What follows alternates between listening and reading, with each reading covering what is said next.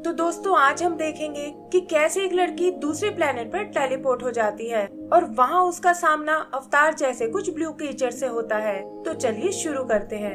Movie की शुरू में हम रेनी नाम की एक लड़की को देखते हैं जो अपने बर्थडे पार्टी की प्लानिंग कर रही है। शाम होते होते वो सारी तैयारी कर लेती है, लेकिन उसकी मॉम काम की वजह से घर वापस नहीं आ पाती। रेनी को ये देखकर बहुत गुस्सा आता है और वो अपनी मॉम से मिलने उसके ऑफिस की ओर निकल जाती है। उसकी मॉम आइलिन एक रिसर्च कंपनी में काम करती है और उन्हें इस बात की चिंता है कि उनका मार्केट वैल्यू दिन ब दिन गिरता जा रहा है। वो अपने कलीग जस्टिन से एक मीटिंग बुलाने को कहती है और तभी उसके पास रेनी का फोन आता है।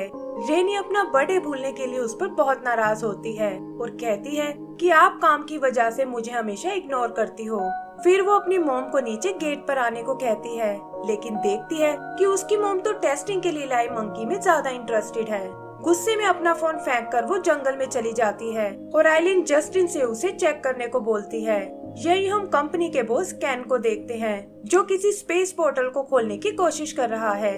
इसके लिए वो उस टेस्टिंग वाले मंकी पर एक लेजर फायर करता है, लेकिन वो उसे मिस करते हुए जंगल में खड़ी रेनी से जा टकराती है और वो अचानक से कहीं गायब हो जाती है। कैन के लोग ये देखकर घबरा जाते हैं, लेकिन कैन कहता है कि मुझे इससे कोई फर्क नहीं पड़ता क्योंकि फाइनली हमने अपने एक्सपेरिमेंट को पूरा कर लिया है। उधर रेनी टेलीपोर्ट होकर एक नए प्लेनेट पर आ जाती है और देखती है कि ये जगह देखने में बहुत सुंदर लग रही है। उसे लगता है कि ये शायद जंगल का कोई दूसरा कोना है और तभी उसे सामने एक बड़ा सा वाटरफॉल नजर आता है।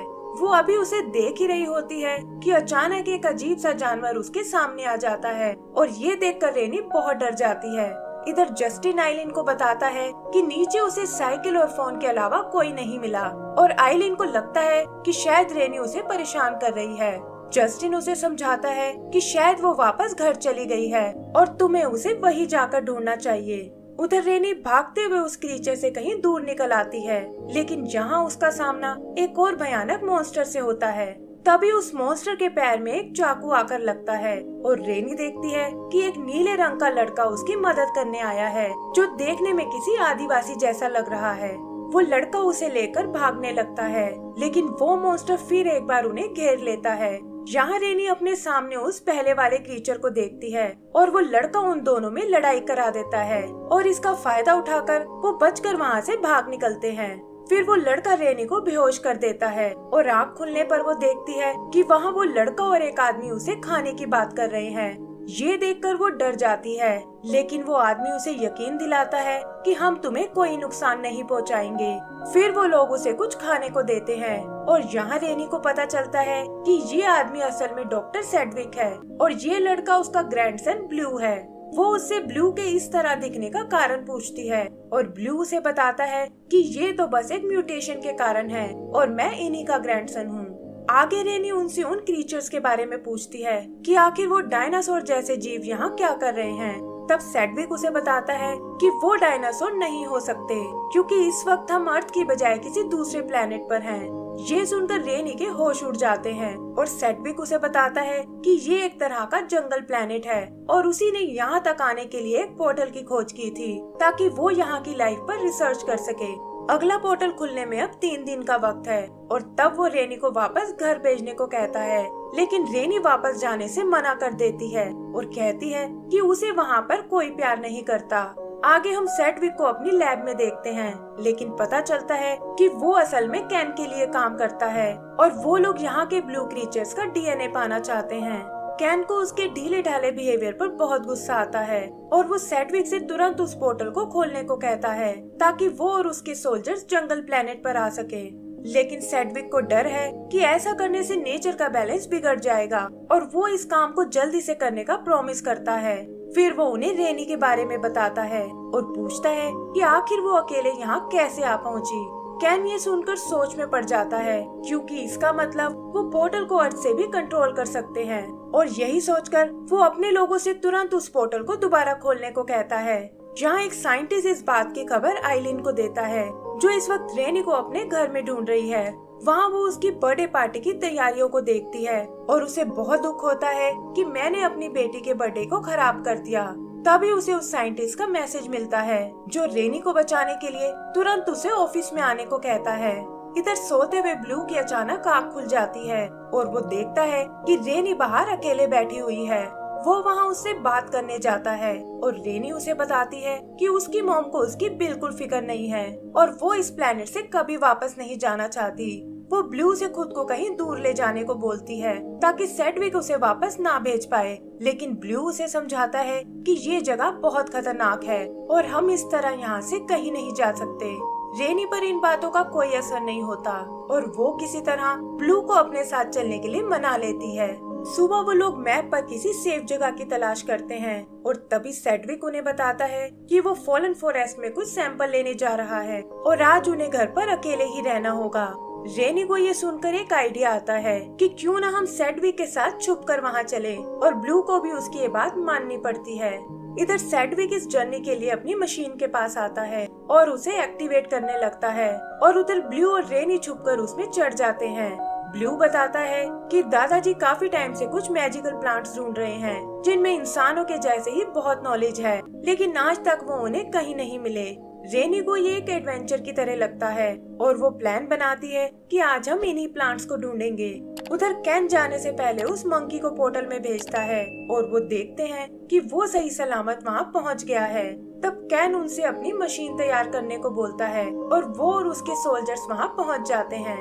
वहाँ लैब में वो सेडविक के साथ ब्लू की पिक्चर देखते हैं और कैन समझ जाता है कि वो इतने टाइम से उन्हें धोखा दे रहा था।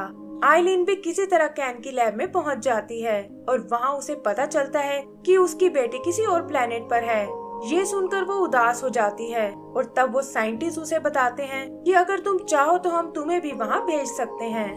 ब्लू और रेनी मशीन से निकलकर उन प्लांट्स को ढूंढने लगते हैं, लेकिन अचानक कुछ जड़ें रेनी को कैद कर लेती हैं और पता चलता है कि वहाँ ब्लू के जैसे ही कुछ और एलियंस भी हैं। ये लोग अपना नाम मूला और टूला बताते हैं जो इस प्लेनेट पर रहने वाले ल्यूमर प्रजाति से हैं और पूछते हैं कि आखिर एक इंसान और ल्यूमर में दोस्ती कैसे हो सकती है। ब्लू भी खुद से उनको कनेक्टेड फील करता है और तब टूला उसे बताता है कि तुम भी हमारी तरह एक ल्यूमर ही हो और 12 साल पहले सेडविक ने तुम्हें चुरा लिया था। फिर वो ब्लू को अपनी ट्राइब की मैजिकल पावर देता है जिससे वो किसी भी प्लांट को अपने वश में कर सकता है। रेनी ब्लू को समझाती है कि तुम्हें इन लोगों पर विश्वास नहीं करना चाहिए और तुरंत अपने दादाजी के पास वापस चले जाना चाहिए, लेकिन ब्लू के माइंड में बहुत कुछ चल रहा था और वो गुस्से में वहाँ से भाग जाता है और ये देखकर रेनी उसे मनाने उसके पीछे जाती है। उधर मूला और टूला को ब्लू की चिंता होने लगती है और तभी वहाँ डॉक्टर सेडविक आ जाता है जो असल में प्लांट्स के बहाने इन दोनों को ही ढूंढ रहा था। वो अपनी इलेक्ट्रिक डार्ट से उन पर हमला करता है जिसे पकड़ते ही मूला बेहोश हो जाता है। टूला उसे होश में लाने की कोशिश करता है लेकिन देखता है कि सेडविक वहाँ आ पहुँचा है। आगे हम ब्लू को देखते हैं जिसे लगता है कि शायद सेडविक उसे एक एक्सपेरिमेंट की तरह यूज कर रहा था, लेकिन रेनी उसे समझाती है कि वो तुम्हें बहुत प्यार करता है और भूल कर भी तुम्हें नुकसान नहीं पहुंचाएगा।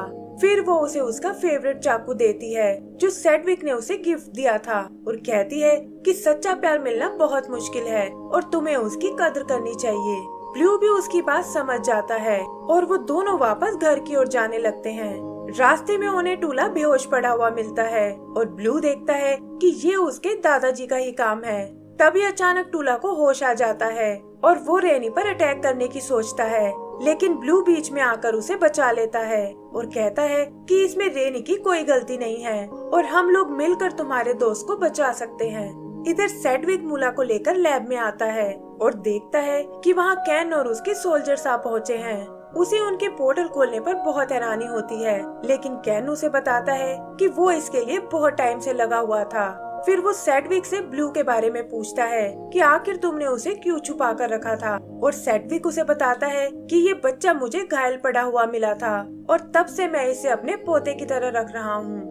ब्लू भी वहाँ पहुंचकर ये सब सुन लेता है और उसे यकीन हो जाता है कि सेडविक का प्यार एकदम सच्चा था।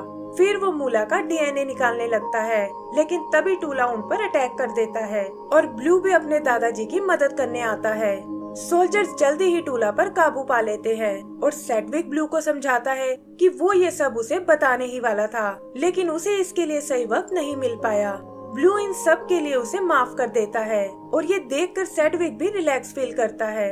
तभी कैन उसे मूला से वो डीएनए निकालने को कहता है और जल्दी ही सेडविक ये प्रोसेस पूरा कर लेता है, लेकिन कहता है कि पहले तुम्हें इन सबको यहाँ से भागने देना होगा। वो चारों वहाँ से बचकर निकल जाते हैं और कैन जबरदस्ती उससे वो डीएनए छीन लेता है।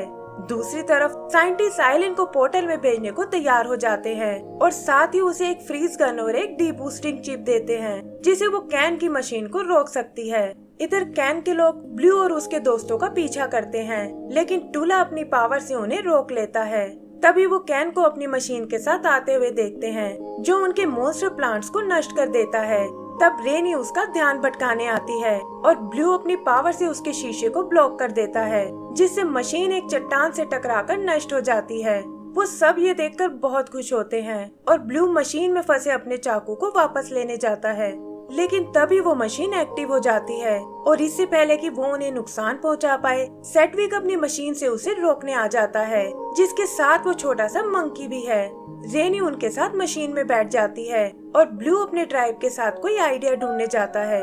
पुरानी होने के कारण सेडविक की मशीन कमजोर पड़ने लगती है और कैन उन्हें अपने लेजर से मारने की कोशिश करता है। तभी अचानक उसकी मशीन फ्रीज हो जाती है और वो देखते हैं कि आइलिन यहाँ उन्हें बचाने आई है। वो उस मशीन पर वो चिप लगाने लगती है, लेकिन कैन इससे भी खुद को आजाद करा लेता है और आइलिन उछलकर दूर जा गिरती है। तभी वो मंकी मशीन में घुसकर कैन को तंग करने लगता है और उधर रेनी अपनी मॉम को चेक करने जाती है। आइलिन उससे अपने बिहेवियर के लिए माफी मांगती है और वो दोनों एक दूसरे को गले से लगा लेती हैं।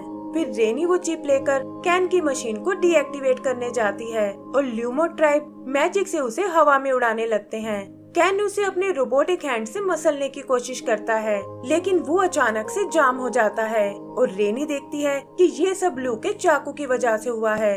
फिर फाइनली वो चिप लगाकर उस मशीन को डीएक्टिवेट कर देती है, लेकिन ब्लू का चाकू निकालने के चक्कर में मशीन के साथ नीचे खाई में गिर जाती है। सबको लगता है कि शायद वो मारी गई है, लेकिन तभी उसकी मॉम को उसकी आवाज सुनाई देती है और पता चलता है कि ब्लू के चाकू ने उसकी जान बचा ली है। मंकी भी उस डीएनए ट्यूब को वापस निकाल लाता है और सेडविक देखता है कि ये सिर्फ इसी प्लेनेट से कनेक्टेड है और अर्थ पर जिंदा नहीं रह पाता। ये जानकर वो कुछ और एक्सपेरिमेंट करने निकल जाता है और ब्लू भी अपना चाकू देकर रेनी से अलविदा लेता है। आखिर में वो सब एक साथ फोटो खिंचवाते हैं और इसी के साथ हमारी ये मूवी खत्म हो जाती है। तो दोस्तों, अगर आपको ये मूवी पसंद आई हो तो प्लीज हमें लाइक एंड सब्सक्राइब करना ना भूलें। Thank you.